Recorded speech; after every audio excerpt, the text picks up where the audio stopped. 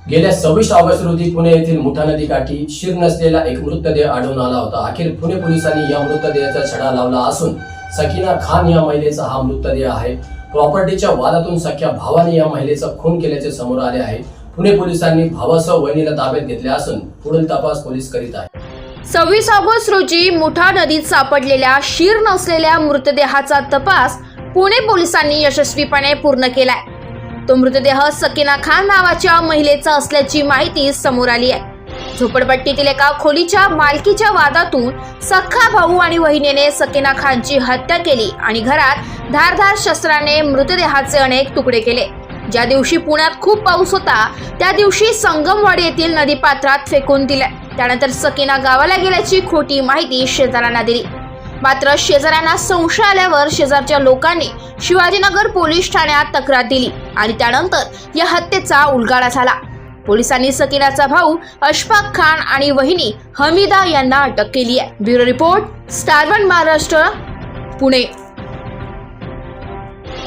Chandannagar police स्टेशनमध्ये 445/2024 या FIR नंबरप्रमाणे BNS कलम 103 आणि 238 याप्रमाणे प्रायमरी FIR दाखल करण्यात आला।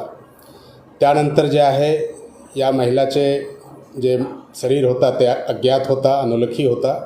त्यामुळे यांच्यासाठी जे आहे सुरुवातीच्या दिवसापासूनच क्राईम ब्रांचचे 5 टीम आणि पोलीस स्टेशनचे 5 टीम असा 10 टीम यांच्यावर सतत जे आहे काम करत होती।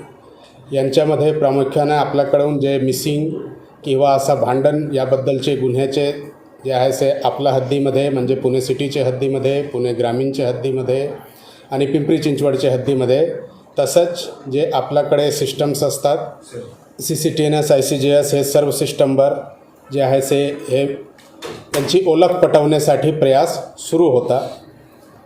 आणि या प्रक्रिया दरम्यान जे आहे आपल्याला माननीय पोलीस आयुक्त साहेबांनी पण भेट दिली चंदननगर पोलीस स्टेशनला, त्या ठिकाणी मार्गदर्शन केले आणि यामध्ये आपल्याकडून तांत्रिक दृष्ट्याने पुरावे म्हणून सर्व CCTVचे पडताळणी चालू होता। त्यासोबतच हे नदीपात्रामध्ये मिळाली होती मृतदेह, तर त्यामध्ये जे आहे ड्रोनचे मदतीने शूटिंग चालू होता की कुठे आपल्याला यांचे जे कापलेले हातपाय वगैरे सापडतात का किंवा अजून काही आपल्याला पुरावे मिळतो का याबद्दलचे शूटिंग आपल्याकडून चालू होती। तसंच हे जे नदी प्रवाहामधून आलं तर आपल्याकडे जे खडकवासला धरण आहे त्या ठिकाणीचे अधिकारीसोबतही यांच्यामध्ये जे चर्चा करून मदत घेण्याचा प्रयास झालेला आहे।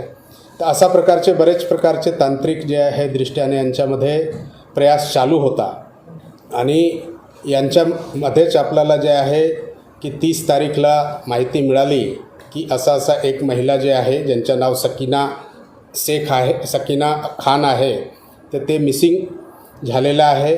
आणि त्यानंतर आपला तपासाला एक डायरेक्ट दिशा मिळाली आणि त्यानंतर जे आहे ते त्यांचे भाऊ अशफाक खान आणि त्यांची भाभी यांना जे आहे ते हमीदा खान यांना जे आहे ते डिटेन केल्यानंतर त्यांच्याशी विचारपूस झाली आणि तपासादरम्यान त्यांनी हे जे खूनचे प्रकार आहे ते प्रॉपर्टीचे वादातून करण्यात आलेली आहे असा आपल्याला आतापर्यंतची माहिती मिळालेली आहे आणि यांचे पुढील तपास जे आहे ते आपल्याकडून चालू आहे।